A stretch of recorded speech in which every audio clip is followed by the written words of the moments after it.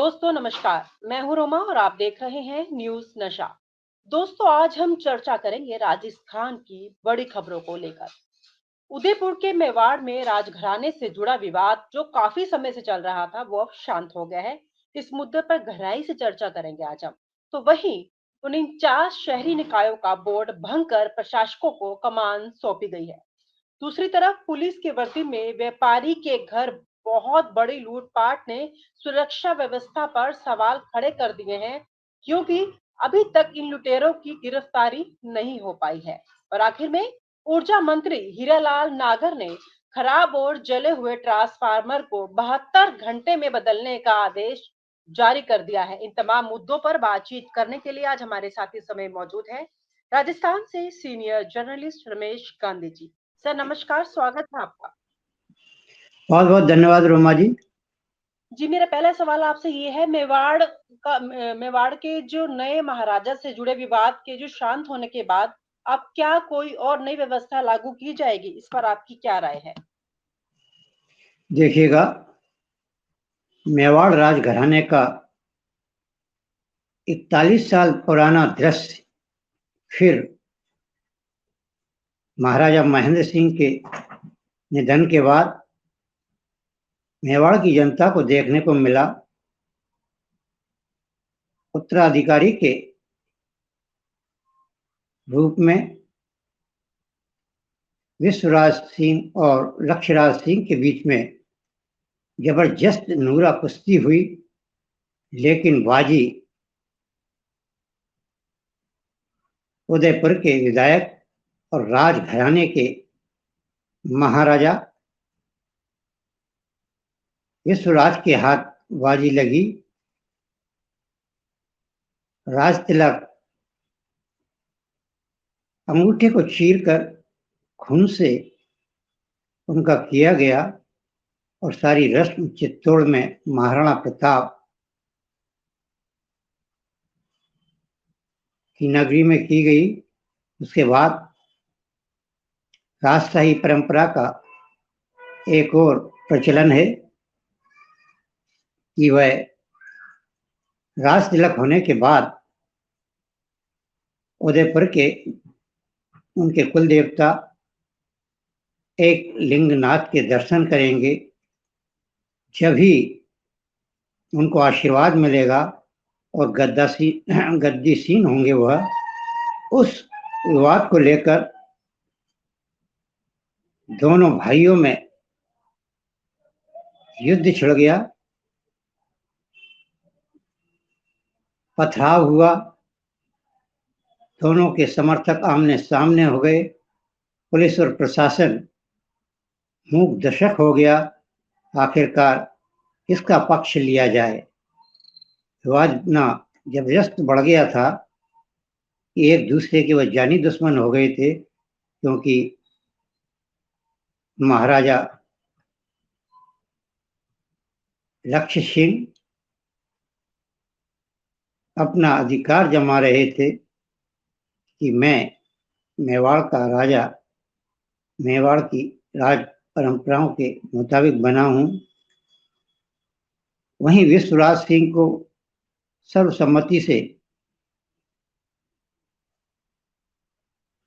जमींदारों ने, हुक्मदारों ने और रियासत के लोगों ने चुना, इसलिए पहला हक महाराजा का, विश्वराज का था।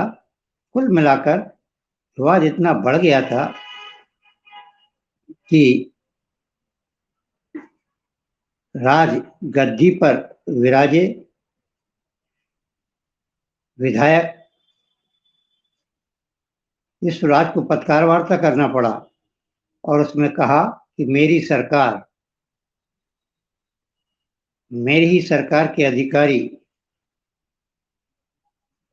मैं जनप्रतिनिधि हूं, उदयपुर का विधायक हूं, उसके बाद भी मेरा साथ नहीं दे रहे हैं और मुझे परेशान होना पड़ रहा है। उन्होंने मुख्यमंत्री से सख्त लहजे में जब ये बात दोहराई तो मुख्यमंत्री को हस्तक्षेप करना पड़ा और उन्होंने 5 राउंड की वार्ता दोनों पक्षों से की और मुख्यमंत्री जो कि चाणक्य हैं, जैसे नरेश थप्पड़ कांड को उन्होंने चुटकियों में हल कर दिया था, इस प्रकार ये भी विवाद उससे कम नहीं था, क्योंकि इस विवाद में बहुत जबरदस्त तरीके से लोग हिंसा पर उतर आए थे, पत्थरबाजी कर दी थी। कुल मिलाकर मुख्यमंत्री भजन लाल ने इस मामले को बहुत चाणक्य नीति से हल करवा दिया है और कल शाम को 5 बजे महाराजा विश्व Singh ji lake palace city hotel, जो कि उनके पैतृक कुल देवताओं का वहाँ एक लिंगनाथ का मंदिर है, वहाँ पहुंचे। उनको जिला प्रशासन ने मात्र 5 लोगों के साथ दर्शन करने की अनुमति दी, जबकि पहले वह जूम ले जाकर हजारों कार्यकर्ताओं को ले जाकर दर्शन करना चाहते थे। लेकिन मुख्यमंत्री की पहल पर महाराजा विश्व सिंह जी ने अपने कुल देवता एक लिंगनाथ जी के दर्शन किए और वहां से शुरू होता है राजघराने का राज सिंहासन पर बैठने का सिलसिला।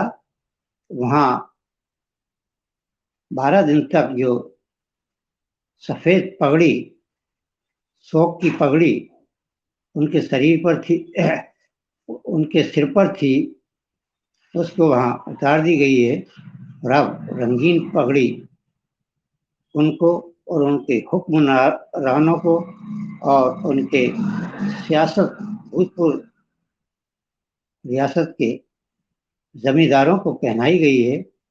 अब विधिवत वह अपना राजभार ग्रहण कर कार्य शुरू करेंगे। अब विवाद थम गया है। कुल मिलाकर इस माहौल ने लाखों रुपए के लेक पैलेस होटल में जो पर्यटक उदयपुर में आते हैं उसको नुकसान पहुंचाया और ये झगड़ा देश ही नहीं अपितु विदेशों में भी मीडिया के माध्यम से देखा गया।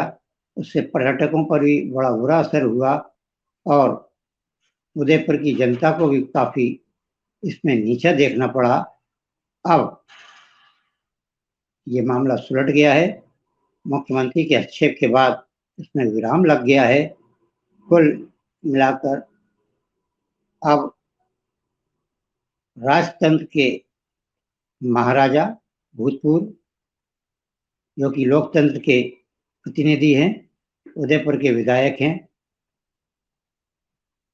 अब वह अपना कार्यभार सुचारू रूप से कर सकेंगे, क्योंकि ये लड़ाई काफी लंबी चल रही है और न्यायालयों में भी कई विवाद दायर हैं और अभी तक विवाद हल नहीं हो पा रहे हैं। लेक सिटी पैलेस होटल अरबों रुपए की संपत्ति का होटल है। वह राजघराना कहता है हमारे हक में है और उनके चचेरे भाई या परिवार कहता है हमारे हक में है। काफी करोड़ों अरबों की संपत्तियां हैं इस उदयपुर राज परिवार की, लेकिन परिवार में विवाद होने के कारण ये मामले न्यायालय में चल रहे हैं और वर्षों से अभी तक इस पर फैसले नहीं हो पा रहे हैं। इसलिए इस मामले को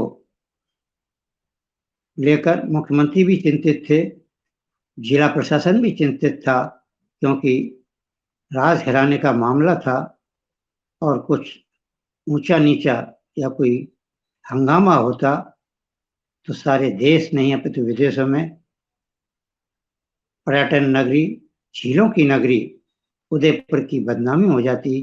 इसलिए मुख्यमंत्री भजन लाल ने बहुत बारीकी से इस मामले को हल करवाकर